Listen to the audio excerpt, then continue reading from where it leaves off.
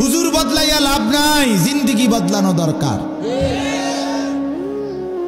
আসরের পরে একজন, মাগরিবের পরে একজন, এশার পরে দুইজন, হুজুর তো বদলাইছে 5 জন। আমনে বদলাইছেন নি? আমনে এটা কর। আরো কতজন হুজুর আনলে আমনে বিড়িখানা ছাড়বেন?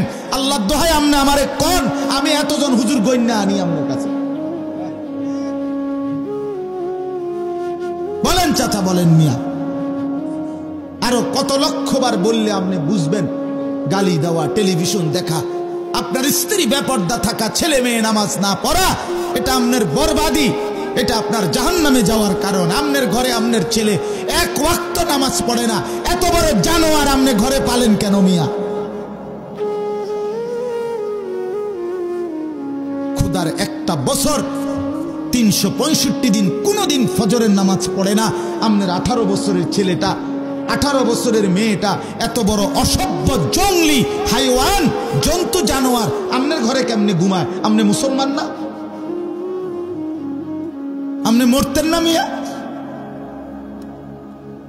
আপনি কবরে যাইতেন না? জিন্দিগি মানে ভাত তরকারি নাকি? তা জীবন মানে ফাঙ্গাস আর তেলাফিয়া?